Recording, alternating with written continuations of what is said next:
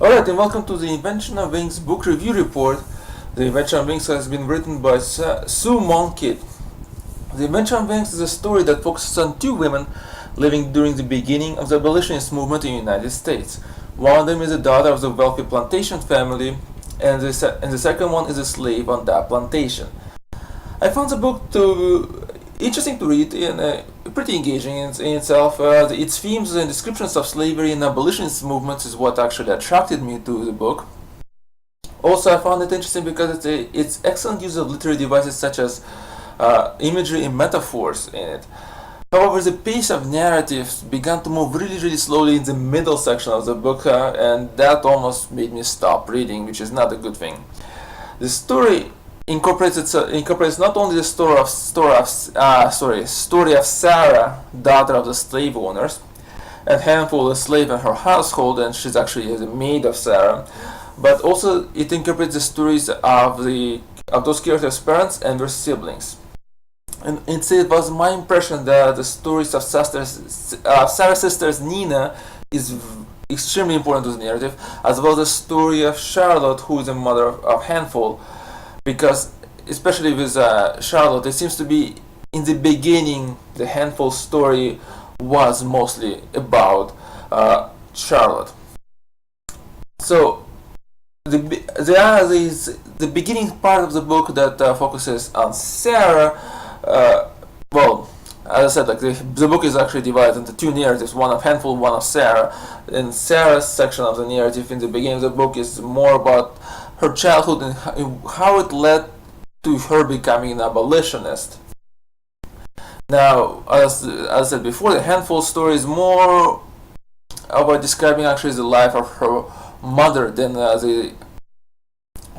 her story. Then when we get to the middle section of the book, the handful story picks up because it becomes more independent of her mother's narrative, and it's actually becomes a very interesting narrative to read. And Sarah's narrative section, of course, it slows down, like I already mentioned earlier, and that becomes really boring. And by the end of the book, both narratives pick up very fast, and I think partially the reason that Sarah's narrative picks up is because her sister Nina begins to play a more important role in the narrative. So overall, while I was reading this book, I became more engaged in Handful's and her mother's narrative in the book rather than Sarah's. Because to me, it seems to be the Handful and her mother was the ones that were the active characters. They were trying to do something about their situation, trying to improve their lives. While Sarah's narrative was mostly about her kind of moaning and groaning and saying like, oh, life is so unfair and look at all this stuff, but she's not really doing anything about it. Every so often she might say something about it, but it does not really transform to much of an action really until the very end of the book. And I understand why is this happening, because especially once you read the endnotes to the book, by the author points out that she chose this section of Sarah's life to illustrate how she became the abolitionist and feminist. But to me, I just found that section boring. Really, I couldn't really get engaged in it, and I found that I was reading and trying to get to the handful, the section that where the handful is describing her life, and I was trying to get through the Sarah's sections just to get to that one, because that was way more interesting than Sarah sitting somewhere in Philadelphia or somewhere in New York or somewhere in Charlottetown, and saying, oh, look how terrible things are. Now, I found one little flaw in the narrative that might not be even a flaw, I'm not sure exactly, but I found that the Handful's defiance towards Sarah's mother in the beginning of the book, after there was a false fire, it's kind of not based on anything previously being told about Handful that much, and so it kind of seems to be a bit strange. But eventually, I guess later on in the books, it might be. Later on in the book, the rest of the narrative kind of begins to explain maybe why Handful had that kind of a spirit there. But there's nothing to explain it at first. Now, I did a bit of historical fact checking because the book is based on a real life person, and I did find that the facts are more or less correct. Now, as Arthur pointed out, she took some of the liberties in order to make them fit to the story better or to improve the story. So she kind of changed the dates a bit. That's perfectly fine. It doesn't really remove anything from the book.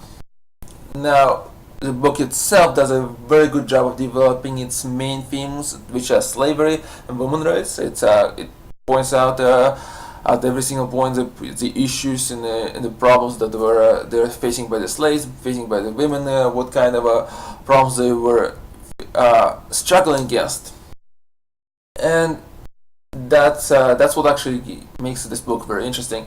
Is this detailed problems that are being pointed out, and how actually from the other side, those who are resisting the abolitionist movement, the feminist movement, are trying to rationalize the reason why they're resisting. And quite often it just comes down to greed on the part of some people and the lack of willpower on the other people, from the other people. That's the reason they haven't done anything about it. Many of them actually seems to be, well, not all the characters, but there are a number of characters in the book who openly say, yeah, this is a problem, but we're not gonna do anything about it because this is how the things are, or because I'm just not gonna be able to do without the slaves, right?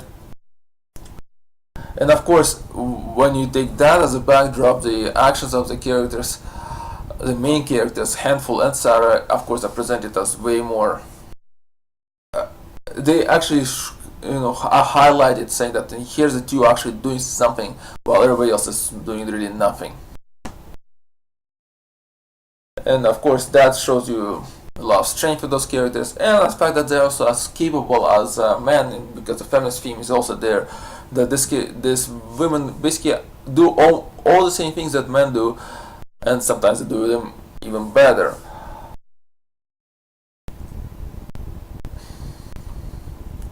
Another theme is that actually might not be Arthur's intention, but that's how it came out to me, and that was the result of that middle section where Sarah was mostly moaning and groaning about how unfair the life is, and that came to me as a theme, saying that, okay, so if you believe that something is unfair and if something is wrong, then maybe you should do something about it, because just sitting and realizing that it's unfair but not doing anything about it is not going to improve the situation.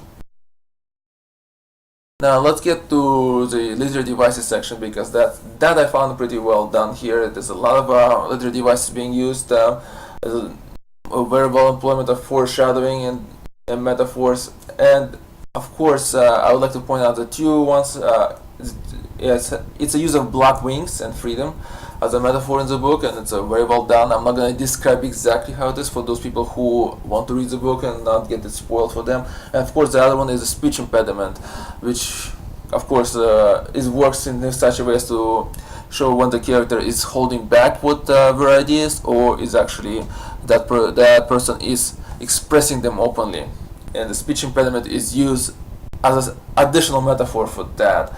Now, I will not go through the rest of the literary devices used in the book, because again, I don't want to spoil it for those who would like to read it, but I would like to say that a very important thing is that understanding of all those devices, or finding them, all of them, is not necessary to enjoying the book and enjoying the narrative. Now, I would like to also point out that I found the book easy to read in a short spurts. So in other words, if you have like about 10-20 minutes, you can open it up, read it, close it, and have no problems with that. And I guess that's important for those people who do not have time for long reading sessions. So overall, as I said, I found the book interesting and engaging. Its themes are very well expressed, a very good use of literary devices. However, the middle section of the book, the Sarah's narrative, is what almost, I said, made me stop reading.